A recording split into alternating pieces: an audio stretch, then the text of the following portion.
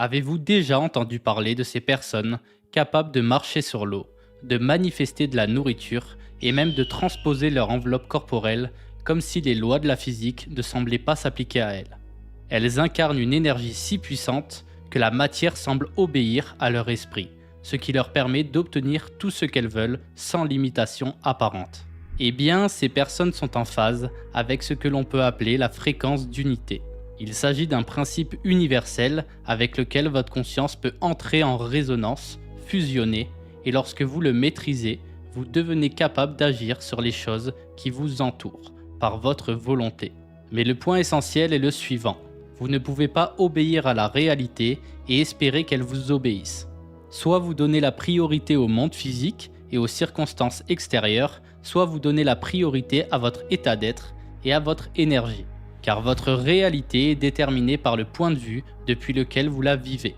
La première étape de cette maîtrise commence donc par ramener toute votre attention, toute votre énergie à vous et à être véritablement prêt à évoluer. Car à partir de là, vous avez fait le plus difficile, vous avez fait votre choix. Maintenant, il ne vous reste plus qu'à appliquer ce qui va suivre. N'oubliez pas de vous abonner et de mettre un pouce bleu pour soutenir ce type de contenu. Merci à vous. Commençons donc.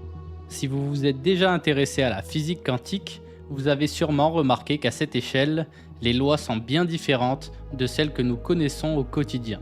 Les particules ne sont pas fixes, elles existent sous forme de possibilités, et la réalité ne devient définie qu'au moment de l'observation. On parle alors d'effondrement de la fonction d'onde. Mais une interprétation moderne, appelée le cubisme, affirme quelque chose de radical. La fonction d'onde ne décrit pas la réalité. Elle décrit les croyances d'un individu concernant ses futures expériences. Cela signifie que nous ne partons pas d'un espace-temps figé, ni de champs, ni de particules indépendantes.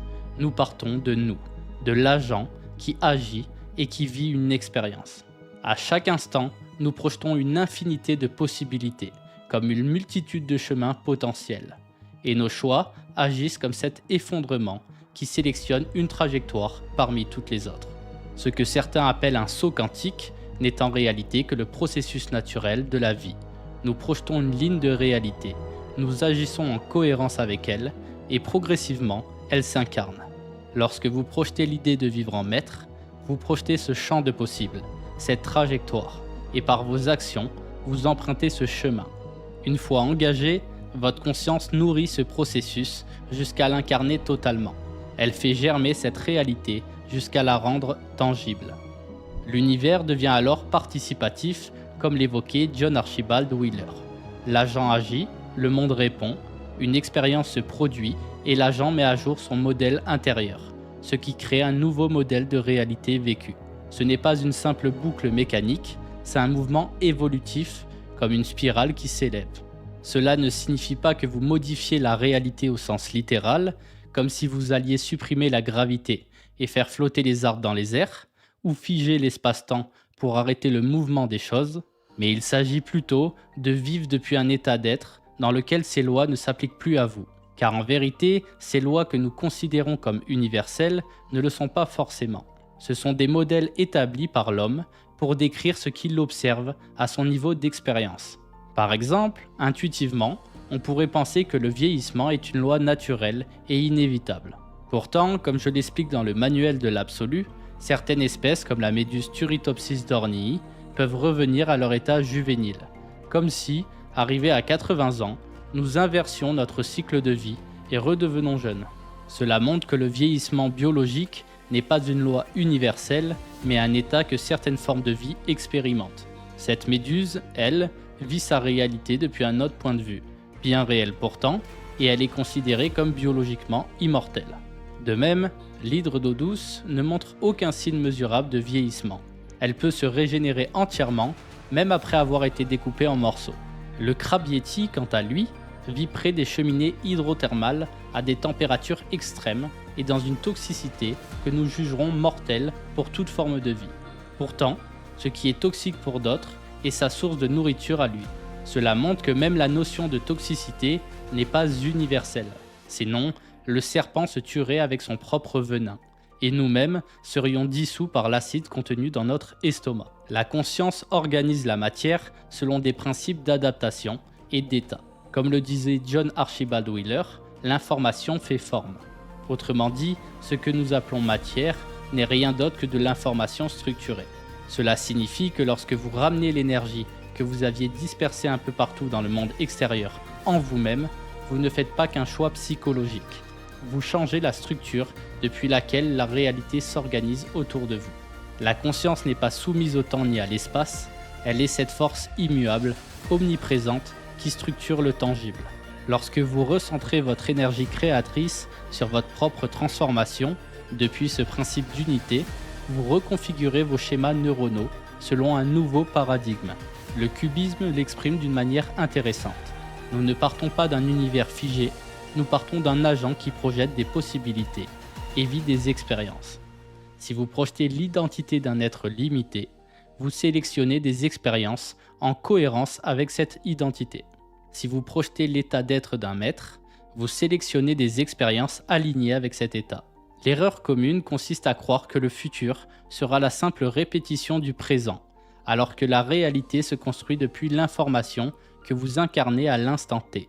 Une personne qui obéit à la réalité extérieure continuera à effondrer des possibilités en fonction de ses croyances passées, et vivra ainsi le vieillissement, la limitation et la répétition. Mais si vous comprenez que l'univers est mental, au sens où l'expérience se vit depuis la conscience, alors vous saisissez que ce n'est pas la réalité qui vous détermine, c'est l'état de conscience depuis lequel vous la vivez. En vous voyant comme un maître, vous reconfigurez vos croyances, et donc les expériences que vous allez sélectionner. Vous n'êtes pas ce qui vous est arrivé, vous êtes l'information que vous incarnez maintenant. Vous pouvez vous réinventer. Beaucoup pensent que parce que l'évolution génétique a été lente dans le passé, elle le sera toujours. Mais le temps est relatif à l'énergie investie.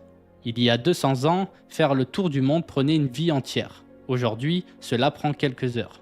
Si la transposition instantanée devenait votre norme, la notion même de distance et de temps disparaîtrait. Ce que nous appelons possible n'est en réalité que ce qui a déjà été rendu manifeste. Avant cela, nous l'appelions impossible. Une chose ne devient pas possible lorsqu'elle apparaît, elle apparaît parce qu'elle était déjà concevable. Dès l'instant où l'esprit peut en former l'idée, elle existe comme potentiel. Le manifeste n'est que la manifestation d'un possible déjà présent. De même, certains disent qu'il faut une vie pour se connaître, tandis que d'autres accomplissent ce travail en une année, parce que tout dépend de l'énergie et de la priorité que vous accordez à votre idéal. Si vous vous imposez une limite temporelle, vous l'expérimentez. Si vous faites de votre transformation votre priorité absolue, elle s'organisera. Le principe utilisé par les maîtres pour créer cette réalité d'harmonie, c'est l'amour. Non pas une simple émotion passagère, mais l'énergie créatrice elle-même. La force qui permet à toute chose d'œuvrer dans un seul sens, selon une volonté claire. L'amour n'impose pas, elle ordonne. Elle n'écrase rien, elle unifie. C'est l'élément qui permet de jouer une symphonie cohérente. Sans esprit pour guider un orchestre, c'est la cacophonie totale. Chacun joue sa propre note et l'ensemble devient dissonant. Avec une direction claire, tout s'aligne et produit une œuvre grandiose. Ordonner l'amour n'est donc pas un acte égoïste, c'est celui du capitaine qui connaît sa destination et tient la barre de son navire. Sans capitaine, le bateau dérive et finit dans l'abîme. Il s'agit donc de reprendre les rênes de votre vie, d'être cet esprit qui décrète que cela soit. Vous ne demandez pas la santé, vous ordonnez qu'elle demeure. Vous n'espérez pas l'abondance, vous l'incarnez. Vous ne suppliez pas l'éternité, vous vivez en conscience d'être l'esprit. Prenez l'image d'une usine. Des millions d'ouvriers travaillent sans relâche. Mais si celui qui dirige le plan dénigre tout le monde, affirme que rien ne réussira, que l'échec est inévitable, pensez-vous que cette usine prospérera ? Maintenant, imaginez les milliards de cellules, de bactéries et d'organismes vivants qui œuvrent en permanence dans votre corps. Comment pourraient-ils accomplir de grandes choses si le capitaine ne leur donne aucune direction, ne reconnaît pas leur travail, ou pire, les condamne par ses propres paroles ? Vous êtes cet esprit. Votre corps n'est pas une simple machine, c'est un univers organisé.